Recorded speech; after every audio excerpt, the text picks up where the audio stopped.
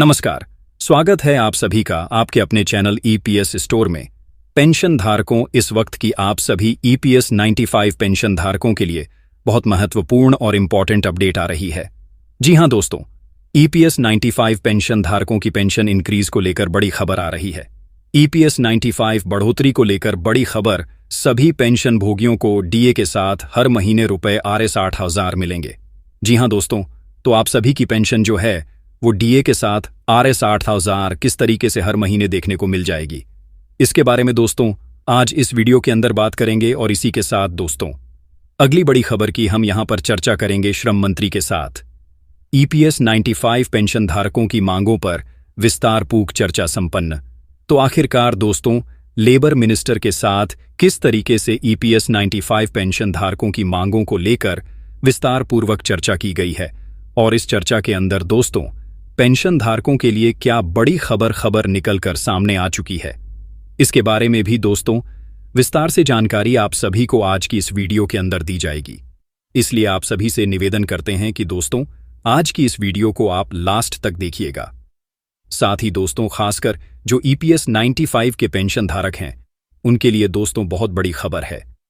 तो आज की इस वीडियो को लास्ट तक देखने के साथ साथ आप हमारे चैनल को सब्सक्राइब कर दें, पास ही बने बेल आइकॉन को जरूर दबा दें और साथ ही वीडियो को लाइक जरूर कर दें। तो चलिए यहां पर पूरी खबर सही, सटीक और तथ्यों पर आधारित विस्तार से आप सभी को दे देते हैं। सबसे पहले हम बात करेंगे श्रम मंत्री के साथ ईपीएस 95 पेंशन धारकों की मांगों पर विस्तारपूर्वक जो चर्चा है वह संपन्न हो चुकी है, इसके बारे में। जी हां दोस्तों, माननीय श्री डॉक्टर मनसुख मांडविया जी, श्रम व रोजगार मंत्री, भारत सरकार, नई दिल्ली के साथ नेशनल एजुकेशन कमेटी के राष्ट्रीय अध्यक्ष माननीय कमांडर अशोक जी रावत एनएसएसी के प्रतिनिधि मंडल के साथ महत्वपूर्ण मीटिंग संपन्न हुई है, जिसमें ईपीएस 95 पेंशन धारकों की मांगों के संबंध में श्रम मंत्री जी से ठोस आश्वासित किया है कि जल्द पेंशन वृद्धि होगी, कार्य इसको लेकर चल रहा है। तो दोस्तों श्रम मंत्री के साथ ईपीएस 95 पेंशन धारकों की मांगों को लेकर हुई बैठक में क्या क्या हुआ है। जी हां दोस्तों, माननीय कमांडर अशोक जी रावत ने माननीय मंत्री महोदय से द्वारा एनएसएसी के प्रतिनिधि मंडल के साथ अनेक बार सकारात्मक मीटिंग करने के लिए माननीय मंत्री जी के प्रति आभार व्यक्त किया, लेकिन दोस्तों यहां पर साथ ही खेद प्रकट भी किया। मिनिमम पेंशन बढ़ोतरी ऑफ मेडिकल सुविधा के संदर्भ में अभी तक सरकार द्वारा निर्णय न जाने के कारण ईपीएस 95 पेंशन धारकों में ईपीएफओ के प्रति रोष चरम सीमा पर है। उच्च पेंशन लाभ के प्रकरणों में भी ट्रस्ट के नियमों को सामने रखकर ईपीएस 95 पेंशनर्स को भविष्य निधि कार्यालयों द्वारा परेशान किया जा रहा है। ईपीएस 95 पेंशनर्स की बढ़ती हुई मृत्यु दर को देखते हुए मिनिमम पेंशन को ₹60,000 से बढ़ाकर 7,500 प्लस डीए करने के निर्णय को तुरंत लिया जाए। इसी के साथ नेशनल एजुकेशन कमेटी के प्रतिनिधि मंडल के द्वारा महत्वपूर्ण दस्तावेज भी मंत्री महोदय को सादर यहां पर जो है किए गए हैं। वहीं ईपीएस 95 पेंशनर्स की मांगों पर श्रम मंत्री ने दिया है ठोस आश्वासन। माननीय श्रम मंत्री जी द्वारा प्रतिनिधि मंडल को बताया गया कि उनके मंत्रालय द्वारा मिनिमम पेंशन बढ़ोतरी पर प्रस्ताव तैयार कर वित्त मंत्रालय में भेज दिए गए हैं, लेकिन आप लोगों की अपेक्षा में थोड़ा कम है। वित्त मंत्रालय के द्वारा मिनिमम पेंशन की बढ़ोतरी पर चर्चा हेतु श्रम सचिव को बुलाया गया है, लेकिन इस विषय पर गंभीरता को देखते हुए मैं स्व चर्चा हेतु वित्त मंत्रालय जाऊंगा व माननीय वित्त मंत्री जी से ज्यादा निधि उपलब्ध करवाने का यहां पर हेतु निवेदन करूंगा। इस पर नेशनल एजुकेशन कमेटी की ओर से निवेदन किया गया कि वृद्ध पेंशनर्स का विषय सामाजिक समरसता का भी है, इसलिए पेंशन वृद्धि के विषय में माननीय प्रधानमंत्री जी की मध्यस्थता की नितांत आवश्यकता यहां पर रहेगी। प्रतिनिधिमंडल द्वारा यह पूछे जाने पर कि पेंशन वृद्धि कब तक हो जाएगी, कृपया यह भी आप बताइए। तो माननीय मंत्री महोदय जी ने मुस्कुराते हुए कहा कि मैं व्यक्तिगत रूप से इस पर काम में लगा हुआ हूं। उच्च पेंशन स्लैब के विषय में माननीय मंत्री जी ने बताया कि भविष्य निधि कार्यालय द्वारा प्रतिबिंबित प्रकरणों के निपटारे किए जा रहे हैं।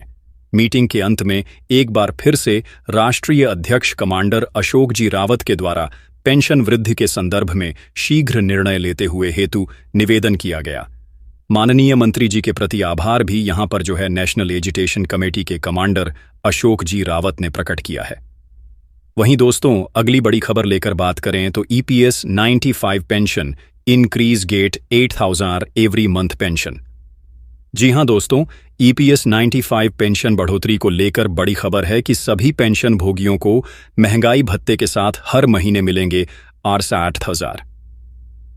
जब रिटायरमेंट के बाद पैसे की तंगी हो जाती है तो पेंशन मामूली बढ़ोतरी भी जीवन रेखा की तरह महसूस हो सकती है। अब लाखों भारतीय सेवानिवृत्त लोगों के लिए आखिरकार कुछ सकारात्मक खबर है, खासकर उन लोगों के लिए जो कर्मचारी पेंशन योजना यानी कि ईपीएस 95 पर निर्भर है। सरकार ने आधिकारिक तौर पर न्यूनतम ईपीएस पेंशन बढ़ोतरी आरएस 3,000 से बढ़ाकर यहां पर आरएस 8,000 प्रतिमाह कर दिया है। इस कदम का उद्देश्य सामाजिक सुरक्षा को मजबूत करना और उन बुजुर्ग नागरिकों को राहत प्रदान करना है जिन्होंने अपना जीवन सेवा के अंदर बिता दिया है।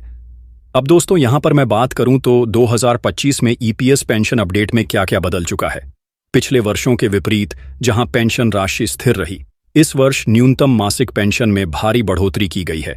न्यूनतम ईपीएस पेंशन अब आरएस 3,000 से बढ़ाकर आरएस 8,000 हो गई है।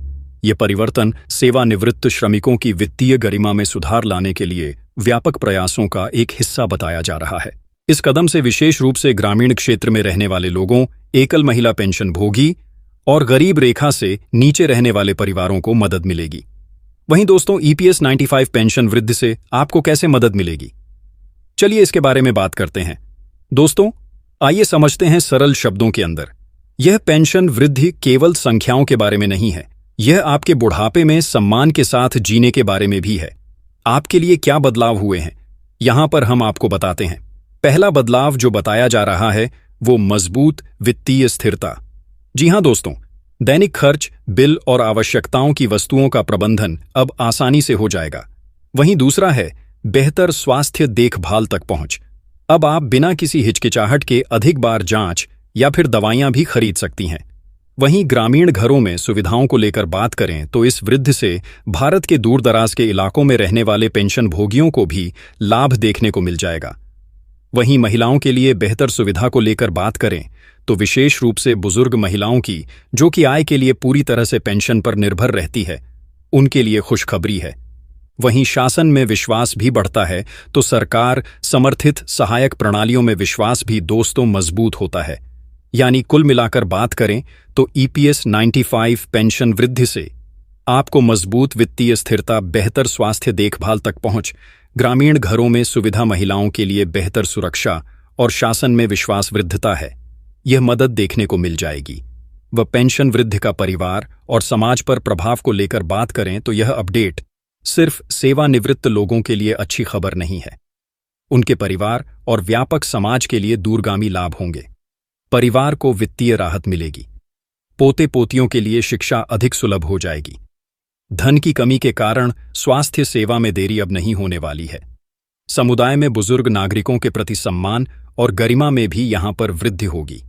साथ ही साथ ईपीएस पेंशन भोगियों की सहायता के लिए सरकार और क्या क्या कर रही है। इन लाभों का सुचारू वितरण सुनिश्चित करने के लिए सरकार ने कई सहायक कदम हाल फिलहाल में आप सभी के लिए उठाए हैं और सहायक उपाय भी लागू किए हैं।